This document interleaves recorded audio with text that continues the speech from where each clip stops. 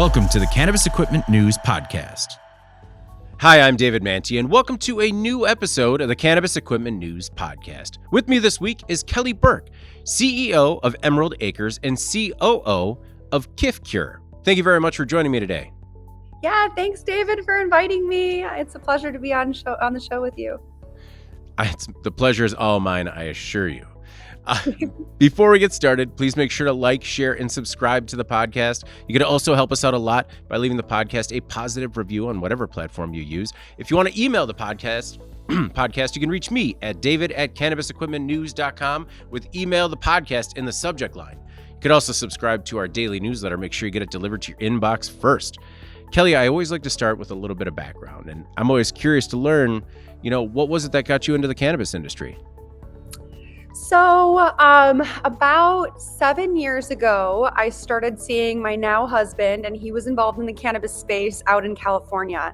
At that time, I was a registered nurse, so I've done pretty much a full 180 as far as taking a career shift. And so back in 2017, 2018, I decided my significant other is in the cannabis industry, so I might as well get a job in the space as well. So I found a medical clinic that was issuing cannabis medical cards. This was before it was recreational in Illinois. And I came on. I ended up becoming the GM over 3 locations. And then at some point, I was doing quite a lot of work, and I figured my significant other is building a business. He needs an ops person, and I'm practically being an operations person for these clinics. So why don't I go ahead and help him out, and kind of jumped in. I am a founder, like a co-founder of KIFCure, and then sort of the rest is history. But that's early on. And I'll give a little bit of background on him. So he had a hemp clothing company called Ganja Wear that he had going in 1999. Oh, wow. And so he introduced me to a book called The Emperor Wears No Clothes. And then I sort of became enthralled in the whole fact that this plant that has been prohibited for so long has so many uses and seems to just provide an enormous amount of benefits to the community, and became slightly obsessed with the fact that not that many people knew about it, and it could be so impactful in a number of business sectors. So it's got me all excited, What was it like making the transition from registered nurse into cannabis operations manager? Well, I did have that period of about a year where I sort of transitioned over from being a nurse in a cannabis clinic. So I was working with doctors, made a lot of contacts and connections in the space, but I was also sitting in a lot of the meetings with my now husband, Jarrett, and sort of working through things as the sort of industry was evolving. So at that time, it was before it was even recreational in the state. And most of the things that were happening to create the legal landscape, to create sort of the best practices, they weren't founded at that time. Everybody was sort of figuring it out. And so it was a really natural transition for me, because I feel like I was a part of the grassroots collection of people that were making moves to establish the industry. And I knew from an early point in time that, unlike in the medical industry where I was, at the sort of the bottom of the totem pole, that in this space, I found a psychological reward out of ultimately having really intelligent people that I looked up to and really admired turning to me and thinking of me as sort of the expert providing them information. And I feel like it was almost like an addictive experience for me to feel valued and have these psychological rewards that I was adding value to people that I admired. And so it was quick to sort of fall into this, fall into the momentum. Did you receive any blowback from your former colleagues? I didn't really turn back to look that direction and ask. I jumped in, and then, with him being this, involved in a cannabis company out in California and having so much history, me meeting his whole network, it it it didn't really matter to me. Well, no, that's fair. But I do think, I mean, really, I guess there is an addictive quality to it, but there's really just something to be said about doing what you love. Yeah, people certainly could tell how passionate I was about it.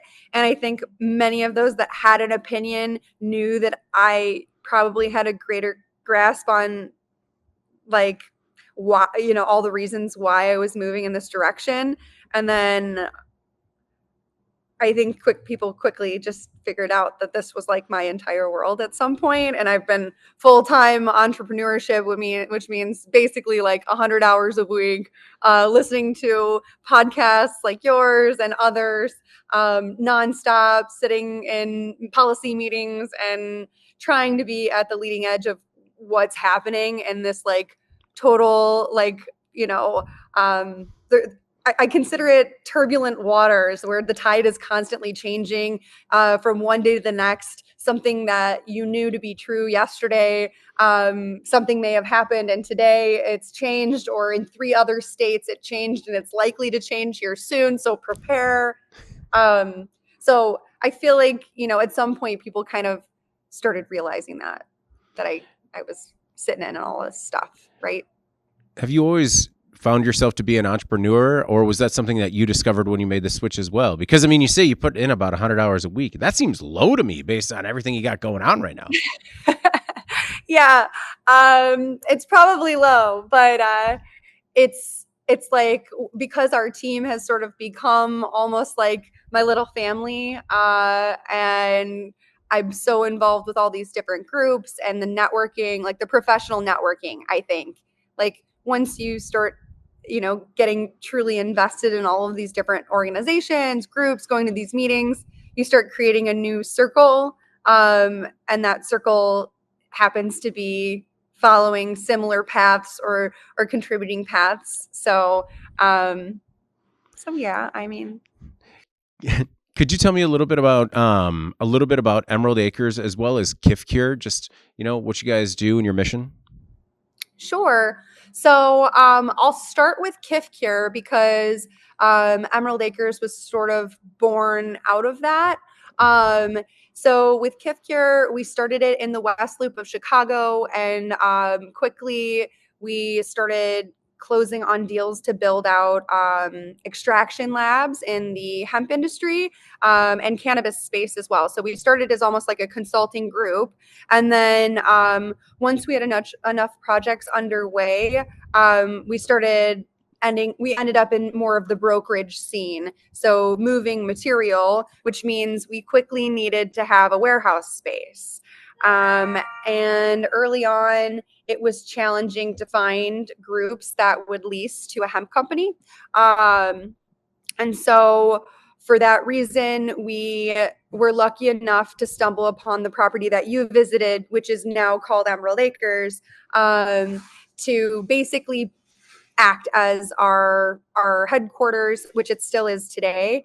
And then when we moved in here, we were going to start up like a CBD coffee shop and sort of like roll out this whole experience here to try to incorporate what we knew what was coming, which is like the bioplastic straws and cutlery and things like that. And the food products, so like hemp hearts and hemp microgreens and those sorts of elements.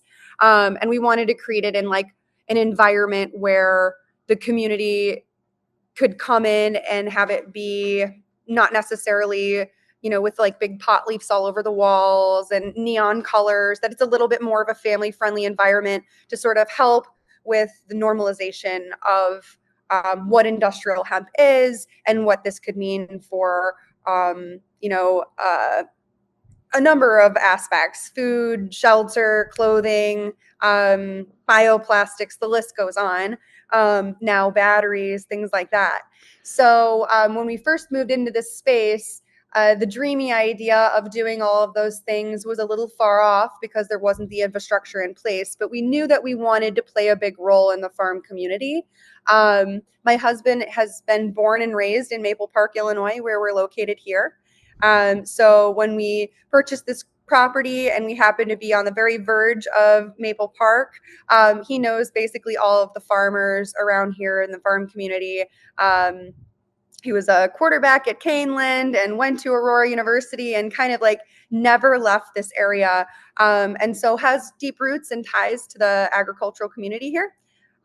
So when we moved into here and we were pioneering, how do we provide resources to the labs that we build out?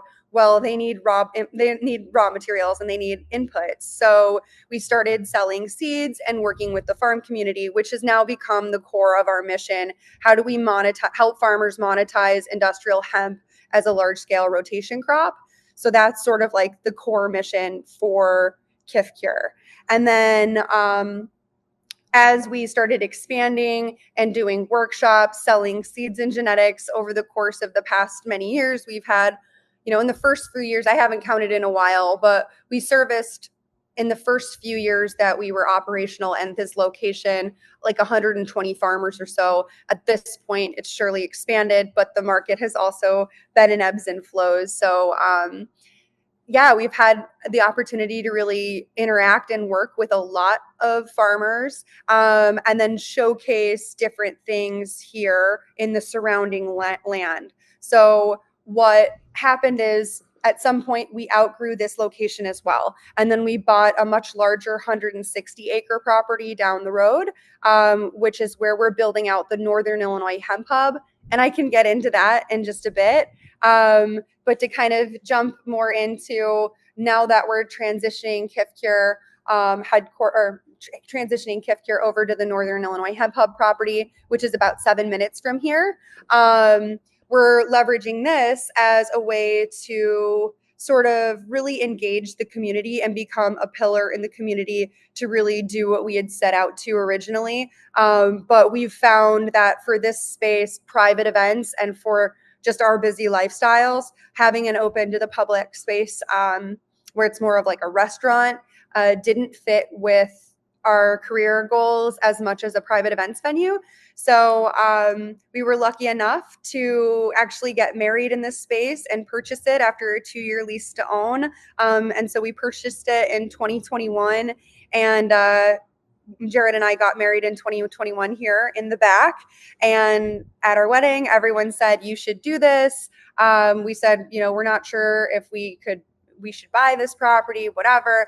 And people are like, you should use this as a space to interact with the community. So now we're doing farmers markets to try to support the farmers in the community that are not just growing industrial hemp, but also, a lot of those farmers are growing tomatoes and peppers and have bigger gardens. So giving them an outlet and being a resource for them. And then we're having farm to table like dinner parties and events where we're inviting the community to ticketed events where we'll incorporate celebrity chefs, workshops, things like that. As well as corporate events. We did have the honor of doing a few cannabis sponsored events here. And so we've had a few of the operators here in Illinois rent the space, do product launches. You came to the event that we had with Growcast. And that, I think, is really where I think we're separated and kind of stand apart from other groups. We have, the sprawling, more like agricultural footprint, and then to be able to walk off of this area, which is a little bit more family friendly, and then to be able to step into about 70 acres of industrial hemp. That's just right next door. We farm all this land around us. It gives people the opportunity to see what else could be done. And we're going to be growing all of this for grain this year. So this will all be food for protein. And then last year we did a big workshop and harvest open house where it was all fiber. The fiber that we grew on this plot next to us last year actually went into building the first permitted hempcrete building in the state of Illinois, which I know I did the little demonstration and we did like the flame thing when you were here as well. And we'll be having another workshop this summer to actually finish up the Hempcrete building, do the finishing. We'll be showing a bunch of natural building materials that can go and be used for the different sides. So like plaster, we'll have a few different and have like windows. So it'll be more of a demonstration building that people could see to learn about hempcrete and building with hemp and the different materials used in the building and construction space. I don't want to get too far off topic. I'll let you jump back into another question. Well, no. So, full disclosure, I wasn't able to make the event. Producer Eric made the event with a couple of other friends, and they, based on everything they said about the Growcast event, I will not miss the next one because it sounded so incredible. And when producer Eric came back, he gave me her card and he's like, "If you talk to anyone, you have to talk to her." Oh, thank you. But you look so familiar. I've definitely seen you at events. Well, that is very possible. It's also possible that producer Eric and I look very similar. Okay. No, it's like when I go to events with my family, when he's at events with my family, they think he's my brother. And it's just like, no, it's the other two. It's, it's okay. It's a family affair. Yeah, I mean, he's my brother from another mother. Are you strictly involved on the hemp side of the business? No, we also have a cannabis company. We are licensed in the state of Illinois with an infusion license, but we've partnered with a craft grower, and we do have a whole pre-roll line that's launched in dispensaries now. We just launched on Valentine's Day. We are also launched in Michigan and South Dakota. Oh my goodness. How do you keep up with everything? It's a good question. I don't know. I have an awesome team. We've built this team over the past 7 years. So, over the course of time, I've been really blessed to surround myself with some people that are just awesome. And because we have the multiple business entities, because of the legal structure of hemp and cannabis and everything else we're doing, and holding the real estate separate and protecting the liquor license and the food permit from the hemp stuff. Nobody wants to touch each other. Mm-hmm. So it's just led us to having multiple businesses. And so we've had to hire some really incredible team leaders to sort of spearhead each of the businesses. And it's been truly a blessing. Like over the course of time, you kind of whittle down and you find who's your core crew. And now I can say, most of our team has been with us for numerous years at this point, for the different businesses, and they're all catching their wind. They're all different ages. Like I kind of treat them like they're my children. So, I kind of say, I have a 7-year-old, I have a 14-year-old, I have a 3-year-old, I've got these. Yeah. No, I understand that. And it sounds like you really do foster a positive environment to work. I wanted to focus on the pre-roll line. What was it like to launch the pre-roll line? And was there anything different from outside of your hemp business that you found to be particularly challenging? So the brand that we've launched, as far as the pre-roll line, we are the first of its kind. So this is Spliff Society, and Spliff Society is the first botanical pre-roll line in the state of Illinois. And basically, this is called our flight box. Okay. And here we basically have all different cones, and each cone is cocoa, goji berry, mango, blueberry, lotus flower, and rose petal. Sorry, I was running. No, you're good. Panting. And so what we've done is in each state, we've partnered with a craft grower or a cultivator, and we've paired different flower that complements the cone. So with these cones, there's no artificial flavors or colors. So you're not going to smoke a blueberry and think, wow, this whole thing tastes like a blueberry pie. There's no fake terpenes. There's no any of that. It's actually the pulp and the skin of the blueberry. Wow. So and this is, when you were looking for cultivation partners, how did you decide who to work with and, kind of fit what you were looking for when it came to launching the new Spliff Society line? So in different states other than Illinois, we've chosen to move forward with our partners. So in South Dakota, we built a lab for Dakota Herb, who is the largest grower in South Dakota. Kifkir still gets contracted to build out labs. And then in the cannabis space, it's under Resin, Rezen. And so we build out labs. And then in Michigan, one of our key consulting extraction partners, his name's Nate, and Elite Extraction in Michigan is the partnership that we have in Michigan.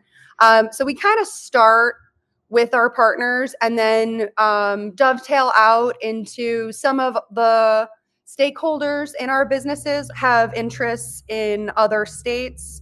And so kind of creating a network and alliances with different groups that play nicely in the sandbox. And we're just looking for good partners that understand what it takes to scale a brand, just want to be successful and don't want to put unnecessary roadblocks in the way. I think those are key things. We work with a lot of groups. We do a lot of custom contracts. Every operation is different. So I feel like we vet a lot because there's lots of states that would be fun and interesting. Evaluating the market opportunity and the partnership is really the key focus for that. Mm-hmm. How are they manufactured? Are they made by hand? Do you have equipment? Yeah, so the pre-rolls are packed. I think there's different equipment in each state. The Future Roller one is the one we're using in Illinois. I'm not sure of which, because the cones come assembled. Right. So it's just packing in the cones. Yeah. And we provide the cones and the packaging, and then work to collaborate on, I call it like a wine and cheese pairing, what notes in the certain flower bring out the characteristics that are in the wraps. And all of them have a truly different experience because there are different textures, right? So, the goji berry is almost like a gooey sort of texture, where the blueberry is a lot more paper-like. And then the rose petal is obviously like velvety and rosy. I've seen other products on the market that have been in rose petal before in other states. Mm-hmm. So I guess it depends on the particular product, and working with groups that have lots of terpenes is more important to us than potency. Mm-hmm. So we're going for this really holistic approach and then making it a whole experience where the customer gets the unboxing experience, and if you buy one of each, then they come in this box and you can show up to a party and be like, well, bam. Oh yeah, no, there's quite the reveal. Yeah. Do you have a personal favorite? It's like asking me my favorite flavor of ice cream. I don't know. I really like the taste of the cocoa a lot. And I feel like it's selected less because it looks like it could be a regular product because it's brown. So it looks like it could be like a blunt paper or whatever. And I find that the mango gets picked up. The mango and the blueberry gets picked up a lot. I like the mango and the blueberry too, just because people look at you and say, what is that? And ask questions. And there's so many papers that are on the market that have artificial dyes and colors and terpenes that are bad, and you don't actually know what you're truly inhaling. And is it, yellow number 5, and are you inhaling that into your lungs, and what is that doing? Where this is actually fruit and totally organic and natural. So I like them all for different reasons, but okay. Yeah. Where are you sourcing the paper from? So that's proprietary. I probably won't say that on a podcast. No, that's fair. Have a couple manufacturers. It's taken a while to dial all this in. No, I understand. I mean, I got to ask. Yeah. So are you looking to expand into other states? We are, but we're rolling out carefully state by state. There's a big there's a lot that goes into rolling out in a new state, and each state has its own sort of environment. So first and foremost, finding a solid partner, establishing the partnership terms would be step one. And we're open-minded. We want to scale. Eventually, I think we'll end up in most states, I would imagine. But with each state rolling out has a lot of marketing investment. There's a lot of client and user education that's required, because I think seeing the vibrant colors may send a different message initially that I had just sort of mentioned. So it will take a few awesome pool parties with a bunch of our team and explaining it and going through that to really like have it go viral in a state. So there's definitely like time and experience metrics that are required to like truly, I think, kick off, as well as marketing initiatives, getting exposure, things like this. So Is that the typical brainstorming session, a pool party? a pool party is high on the list. Yeah.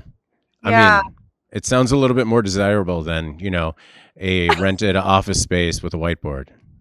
Yeah, I think pool parties are definitely better for mango joints. Fair. A little bit better ventilation. Yeah.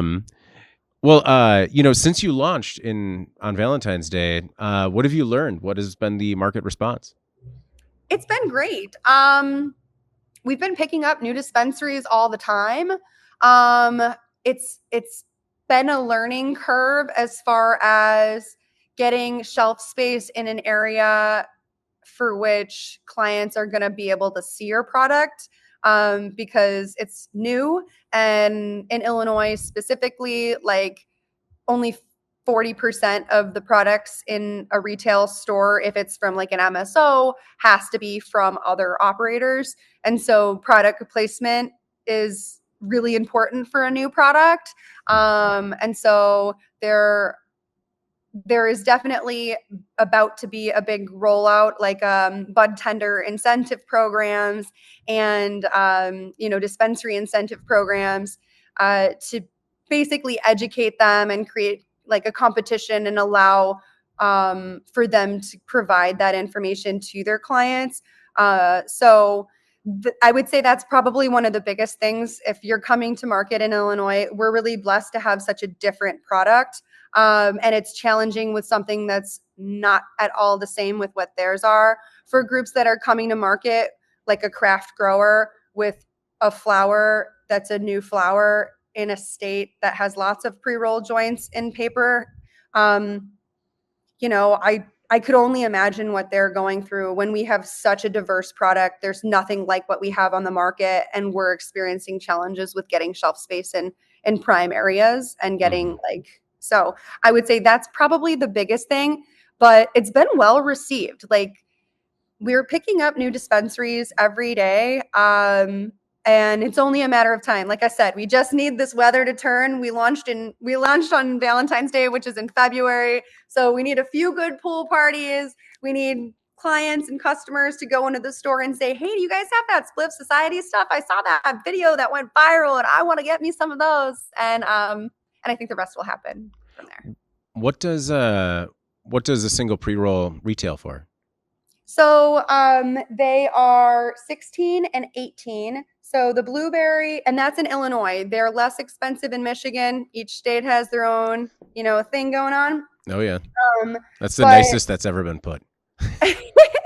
So, each state, we have our own price points. I'm just talking about Illinois. But for the blueberry, mango, goji berry, and cocoa, those are all 16. And then the rose and lotus are 18. They're all 1 gram. I know that you launched on Valentine's Day. I'm just kind of curious, how was your Earth Day? It was great, actually. I don't know about how sales were on Earth Day, but my Earth Day was great. I'm involved in a lot of the sustainability stuff. I don't lead this company. My partner Andrew does. So he's more day to day, out promoting this brand. I go to a lot of conferences and I'm networking, but I'm primarily spearheading things in the industrial hemp space. No, that was my poor attempt at transitioning back to the hemp side of the Oh, conversation was the Earth Day. So transitioning to the hemp side of the business, sure. what opportunities do you find in the hemp industry or industrial hemp and those that remain untapped, if not all? Sure. Well, I can say with the utmost confidence that KIFCure is definitely providing a lot of opportunity for new companies in the space. Earlier, I mentioned that we are building out something called the Northern Illinois Hemp Hub. So this hub is a green manufacturing campus where we are bringing on partners up and down the industrial hemp supply chain to all sort of be in one centralized like geographical location, for which we will have like a bioplastic manufacturer, a biochar. We're having a biochar reactor where we'll be feeding it that. We'll have an anaerobic digester. The whole facility will be green energy ran. We're kicking it off this summer, so I expect us to we'll be breaking ground this year. And we have the decortication partner selected. There's an advanced materials partner that we're talking to. So basically, bringing together different manufacturers up and down the supply chain. We are not ourselves trying to be vertical. KIFCure is focusing just on the food systems innovation. So basically, for grain production, as well as being the agricultural provider. So we contract the farmers in the area. We have tons of seeds, literally, because we're trying to plant thousands of acres. And so this location is also where those farmers would basically drop it off like a traditional co-op.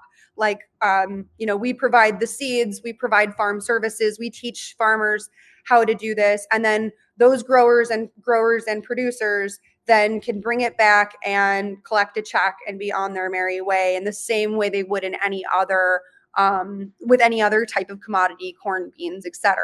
So we have been working really hard to provide the opportunity and training necessary for people to enter into this space. And so we are constantly looking for new partnerships to sort of kick off the industry in Illinois. At this point, I believe based on the USDA's numbers, we were about 98% of all the hemp grown in the state of Illinois, at least the registered acreage. So we're providing workshops, resources. We want to build the community and help provide resources to businesses that are trying to get their foot in the door or figure out where to begin. Because at this location, we will have raw materials, truck scales, equipment, things that would be necessary to truly do this at scale. Where is it located specifically, and what other partners or types of partners are you looking for? Sure. It's 7 minutes down the road from Emerald Acres facility. So it's also in Maple Park, Illinois. The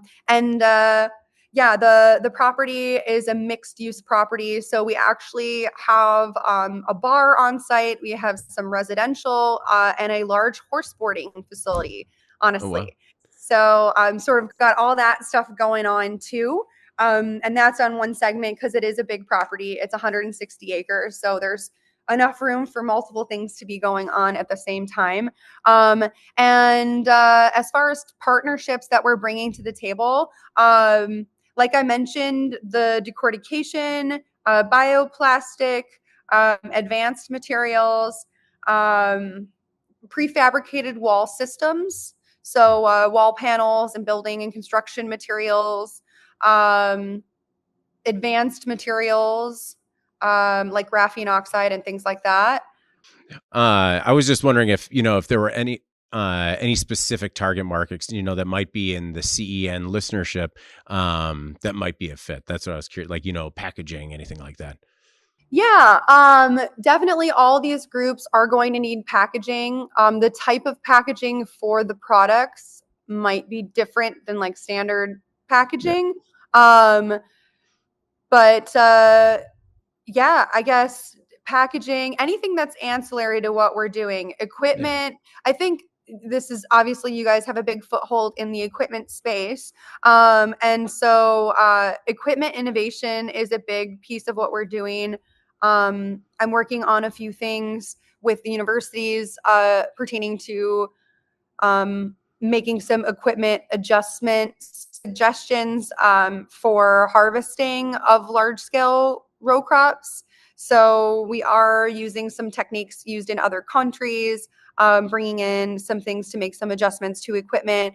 But basically everything that we're doing at this point is pretty much an innovation as far as like, you know, at a broad scale, everything is pretty new. So the amount of opportunity that is available is untapped. And if people have ideas, I urge them to come, you know, reach out, see if there's a place, and if they have a business that is looking for a home, we have, you know, we're looking for tenants to fill these slots. And we have the ability to scale to add in a lot more tenants. We've originally scoped 8 for phase 1. But like I mentioned, we have a large expansion plan. The hope is to take the model that we create here in Northern Illinois and make a Southern Illinois hub about 300 miles from here. And then, you know, so on and so forth around the country to create a network of hubs. But there's definitely a lot of momentum around building up establishing these innovation hubs, working out best practices, and groups that might have innovations or resources or equipment that they think that could be valuable to any of the number of companies that could potentially be on site or that I've already mentioned, would be welcomed. So yeah, we're trying to make it all work, and it's going to take an army. So it's an incubator. At scale, yeah. Yeah.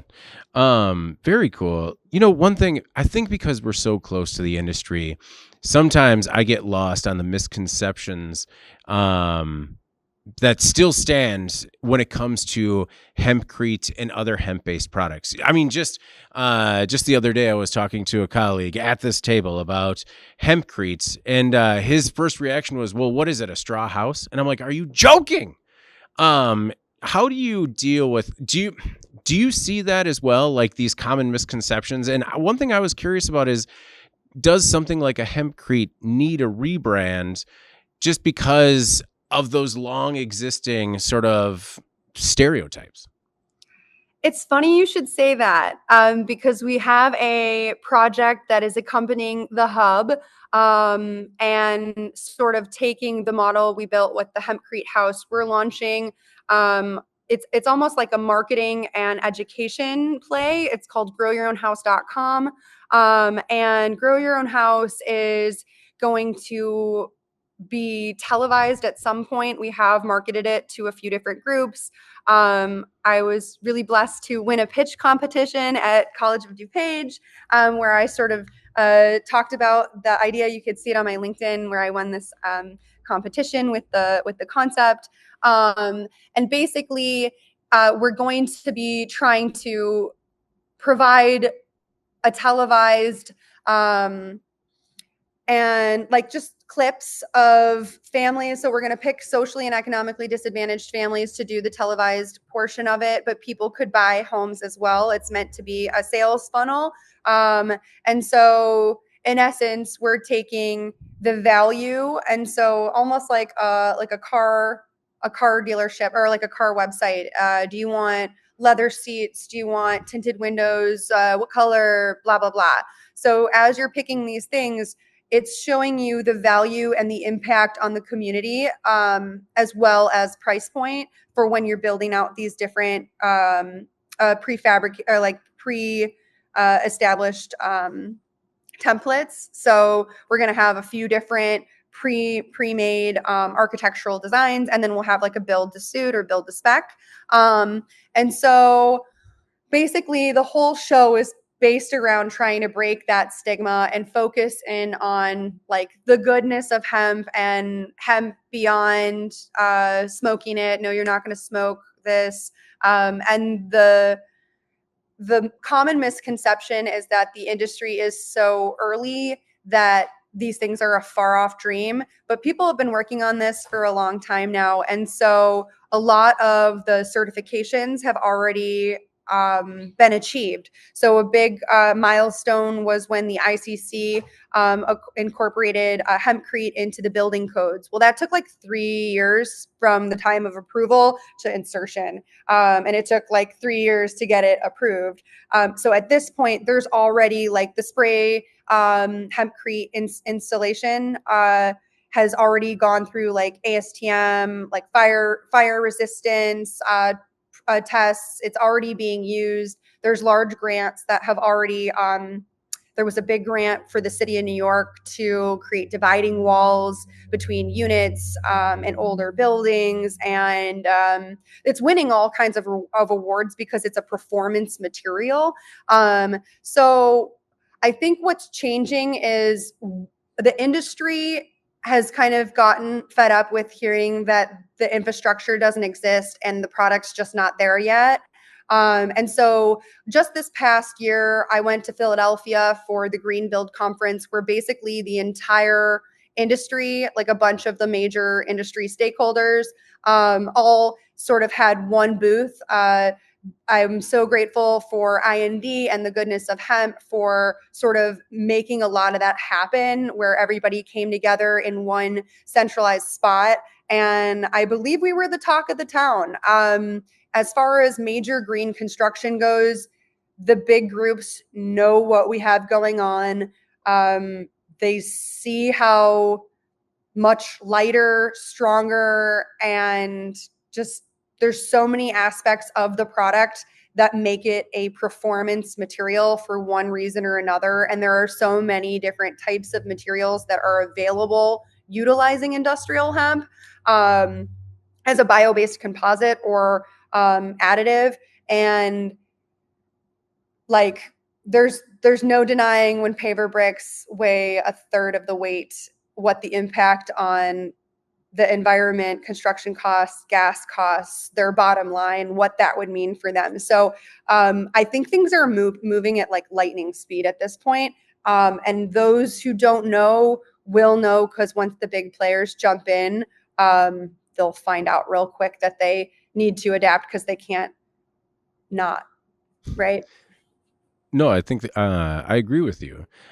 You had mentioned earlier that you're sitting in on policy meetings. What are some of the policy meetings that you've been sitting in on, and things that you think are moving in the positive direction, and things that, you know, are maybe lagging behind? So I think, so right now, the last policy meeting, I mean, it's a big one. Everyone might have heard of the NOCO conference in Colorado. Actually, when we had the Growcast event, I had literally flown back from Colorado to get there that day. And we were there was a Kif Cure after party, like a conference after party that we were throwing in Colorado and Estes Park at the same time. But before I had left, I had the pleasure of being a moderator, and Morris allowed me to really help to sit in a lot of these meetings, introduce some of these people that were speaking on some awesome things that they're working on. A lot of it is policy based right now. So the big thing is right now, the cannabinoid space is dominating the discussion. Policymakers don't know how to sort of pivot off of that topic. And so right now, the main goal is to sort of the industrial hemp folks are trying to separate from the cannabinoid hemp folks. All of the major organizations have seemed to put out some sort of a statement about what side they are standing on.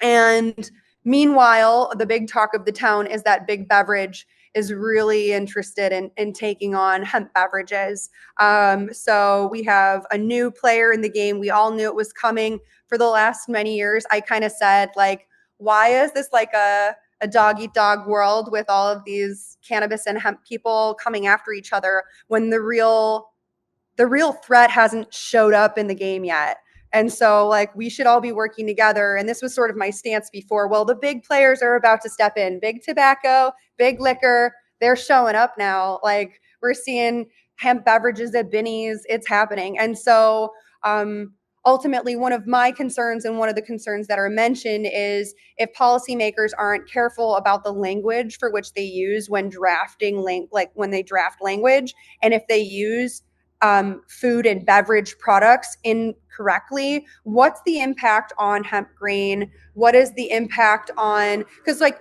I think it was a wonderful thing. I heard somebody say this, but like, why is the Farm Bill creating all of the policy work for cannabinoids when the Farm Bill doesn't have anything to do with alcohol? Like the corn business doesn't, the Farm Bill and everything, all the language is about corn and growing, and farmers about growing corn. What you turn that product into is typically another body. But because policymakers have sort of dropped the ball on really taking what President Trump put into motion with the Farm Bill originally, the FDA, the USDA, and all of these different states have not been working together to create a landscape for these groups to be properly regulated. And so in this chaos of not regulating, it's creating like all we really need, and everybody in the hemp industry seems to feel like, yes, we should age gate this. Like, why are policymakers not age gating it? Because it seems like the Miller Amendment and a number of other all the states are saying, oh, the children, well, age gate it.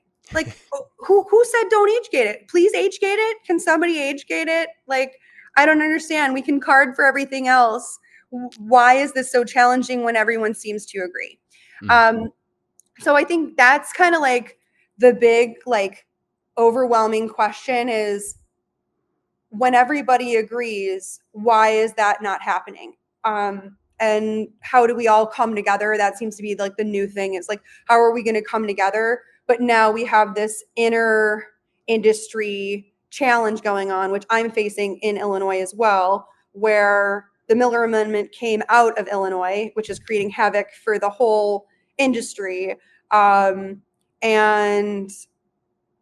it's like it's not even being grown in Illinois, because I've been basically growing, our company's been growing like 98% of the hemp here. So it's coming in from other states or other countries. And it seems like there are logical, easy solutions to tackle the challenges we're facing without demolishing an entire industry and allowing for innovation to take place.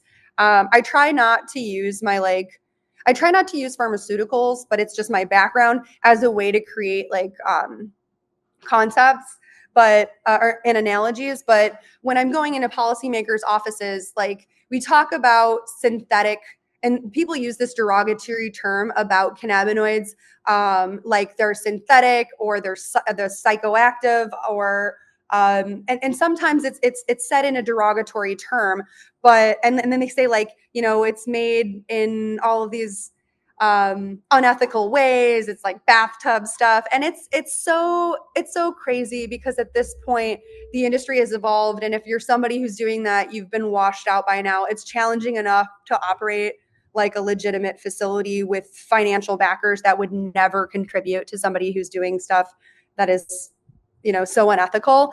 Not to say there aren't people like that in the world, but I would say the overwhelming majority of people who are in the space today, maybe not years ago when it was a cash grab, but in the market today, you're not doing it because you're getting super duper rich, because the amount of regulation, the amount of risk, you're doing it because you're passionate, or you're trying to help somebody, or someone with cancer that you're trying to keep up, doing it for them, and you see all the good you've done in the world.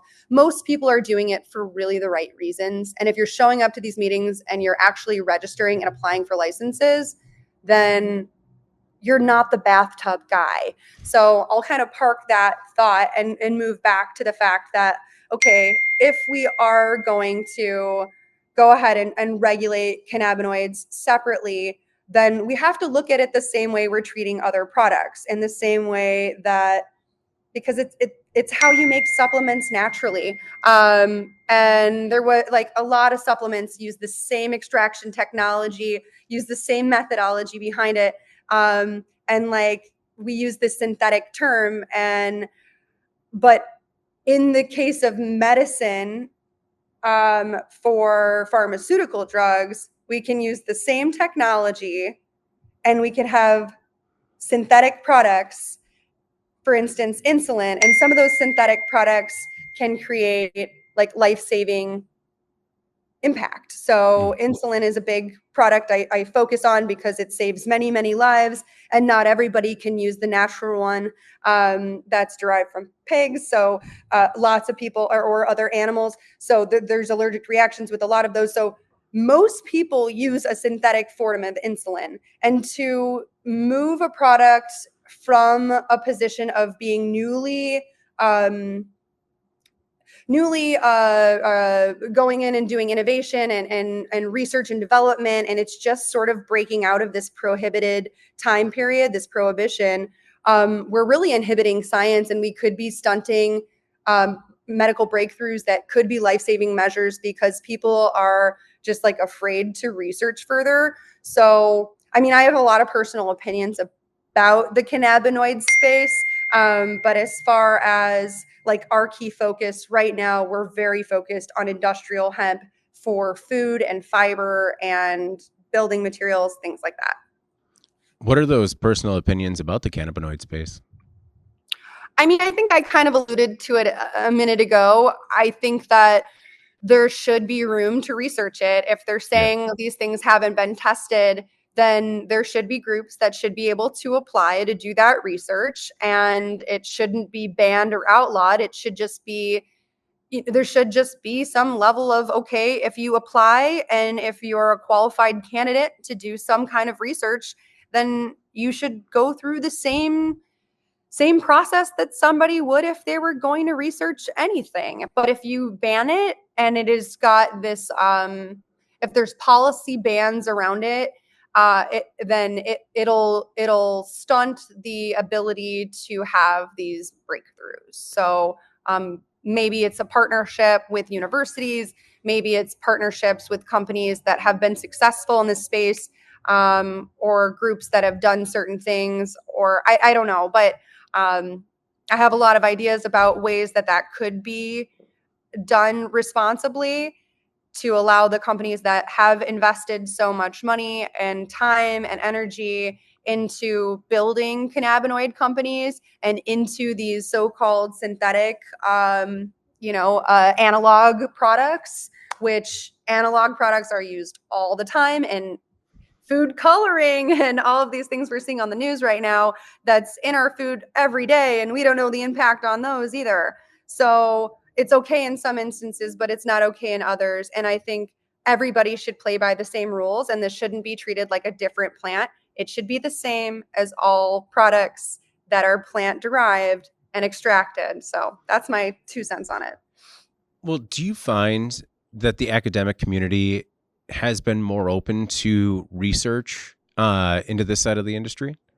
100%. We've had great relationships with academia, and they're doing some awesome research. They're doing amazing work. But I find that even some of their grants, policy affects them too. So they're not this. I've come to really detach like a previous notion that I had that universities were like not subject to a lot of the same things that regular traditional companies are. They also follow a lot of the same, like any of this gossip that's going on in policy, it converts in their ability to get grant funds and grant funding. So it's not just businesses, but there is a lot of research. I think the academic community is all about it.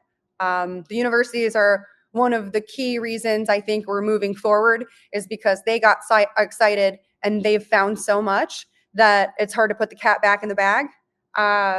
Surely they could try, but I'm so grateful for the academic community and the universities that have already put in so much time and have had so many breakthroughs, because they give credibility to the rest of us.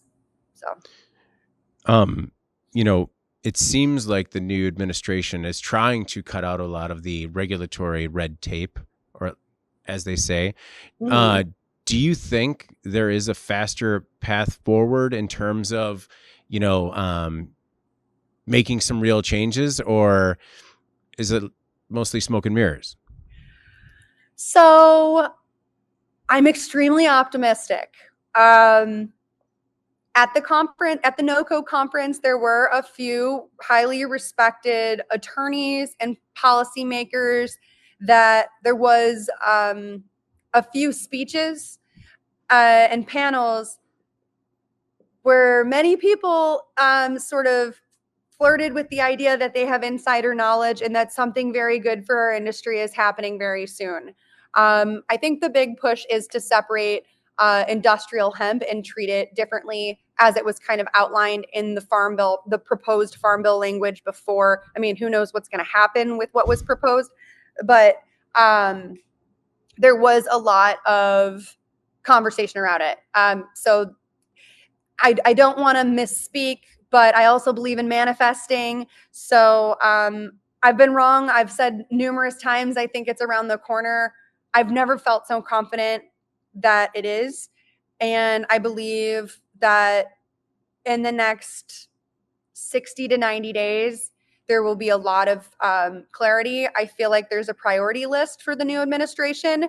But if I had to peg my head on something, what industrial hemp is doing for adding a new row crop behind, corn beans, if we can rotate in hemp, what does that mean for healthier food systems, and how does this blend perfectly with the Maha movement and trying to make America healthier again, create local manufacturing, bring local jobs, bring a new row crop to add for new economic stability in farm and rural communities, which is his core base, right?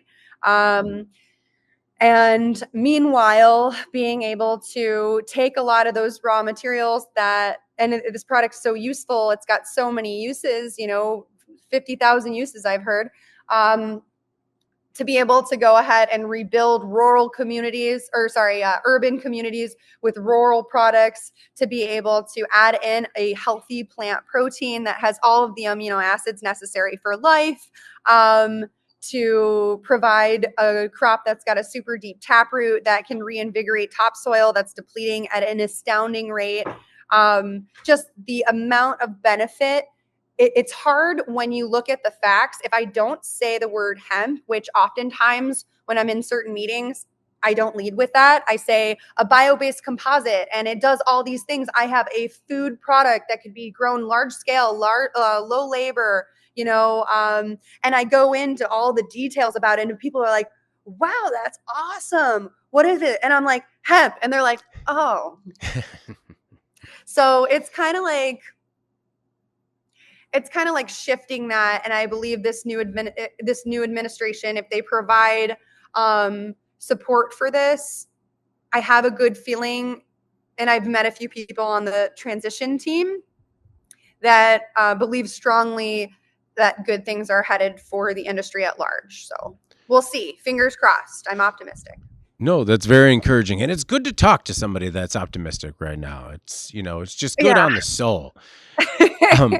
Well, before we get out of here, I wanted to ask just a little bit, because you're so involved with the agricultural community. And for me, growing up in an agricultural community, that's when I realized that hemp was gaining a lot of traction, as some of the people in my hometown, the farmers, were just like, well, what do you know? What do you know about hemp? And I'm like, whoa, if you're asking, that means we're really close. Like, how, what has been the response? Like, has the agricultural community embraced it? And, not just in Illinois, but do you have a sense for the entire U.S.? I think that I have a good pulse on a lot of different areas. I have some great relationships in different states. I'm pretty active in a number of associations. So right now we're offering higher returns than corn and soybeans. I think that what's happening with the tariffs and geopolitically is lending to our favor right now. Also, the corn and bean market, farmers, particularly in Illinois, have not been breaking even for a number of years now. So, and then also there's like becoming a transition where I'm almost like more successful with the grandparents and the kids. It's the people that are the middle-aged folks, the middle-aged farmer who's in his like 60s, 50s, and 60s. That's where I find the most challenge, because the younger folks have learned about, and I don't want to use certain terms, I want to be careful about the terms I use, but they've learned about sustainability and the impact of their actions on topsoil and things like this. And they've learned about herbicides and pesticides not being good. A lot of farmers that I know that are conventional farmers only feed their families organic, but they'll spray it out in their fields. And I think it's because they're clued into the fact that maybe this isn't healthy, and they wear masks when they're driving and spraying it, and whatever. And then coupled with the market being pretty bad for corn and beans for the past many years. Over the summer, we saw corn at $3.86, which is the worst that it's ever been since like 2009. So it's like I watch the markets and what's happening, and really in our area, for farmers to break even, they need to be making at least $5 a bushel to $5.25 in this area, because we have high land costs. But like generally speaking, in Illinois, probably in other areas, about $5, which it's like 450, 460 right now, and it just came through. There's been a rally recently, so it's like at a high, and people are like excited about that. I'm like, but aren't you still not breaking even? So with industrial hemp, we are providing competitive and a higher return than corn and beans. We do have legally binding contracts. We do need the product. We have orders that exceed what we've been able to produce. So if you know of farmers that are looking to get involved, we do require crop insurance. So dependent on the number, we require a minimum of 20 acres for our contract, just so that we can get crop insurance on the plot, and that's the minimum requirement for crop insurance. So we've really provided a lot of, I guess, senses of security for the farmer, other insurance policies aside from getting crop insurance. We do have orders that are legitimate. We are working with big groups. We are holding educational workshops. And if you're within a certain proximity of here, of our NIHH Maple Park location, we do provide turnkey farm solutions. So if you have land and you just want us to do everything, we can do everything. Kind of, for the most part, within about a 50-mile radius of here, we pretty much are willing to go out your way and basically do everything. And we're creating these little hubs or pockets. So in central Illinois, near Champaign, we have a little pocket there. And then in southern Illinois, near Springfield, we have another little pocket. So if there are groups of farmers, to have one farmer, if he's a smaller farmer that wants to do 20 acres and he's like 100 miles away from me, it doesn't make sense. But if he can find a group in his community where there's enough acreage to where you can have dedicated grain bins, that's what we would need to sort of stand it up. So I think, I guess, giving farmers a realistic understanding, inviting them out to our harvest days, seeing how we are physically doing it with standard farm equipment, a regular combine. We need a regular grain bin. You need a sorghum filter for the bin, because that's about the same size. It's about the same size as the seed. And we can provide all the resources. We're partnered with A&P Grain Systems that can dial in the grain bin, provide all of the education, or build one for you if you needed a dedicated one. We basically have everything necessary to allow a farm community to come together and say, hey, we want to be a little centralized aggregation center where we can allow this to take place. There's enough in an area to hit go in a particular area, you know? Well, Kelly, I really appreciate you taking the time. And I mean, just a fraction of what you're doing is truly inspiring, and really everything that you're getting done is truly incredible. So thank you for all your work. I really appreciate it. Thanks, David. I appreciate it. Before we get out of here, is there anything else that you want to make sure the Cannabis Equipment News audience either knows about yourself or your work at any of your enterprises? Yes.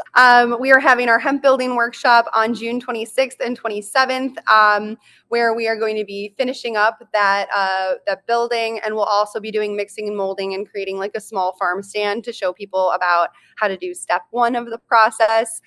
We are having a harvest open house that the date is still yet to be determined, but that'll be in August around the same time. Hopefully it'll coincide nicely with we're going to do our first Northern Illinois Hemp Summit. We will have various universities speaking and presenting, and we will have policymakers, lobbyists. We'll be inviting universities and students. So it should be a really good time to kind of get a better understanding on innovation happening at the universities within the industrial sectors, and then sort of the overall place where the Northern Illinois Hemp Hub will be located, see plants in full size, and maybe, just maybe, harvest will happen at the same time, and we'll be able to showcase, harvesting at scale, hundreds of acres.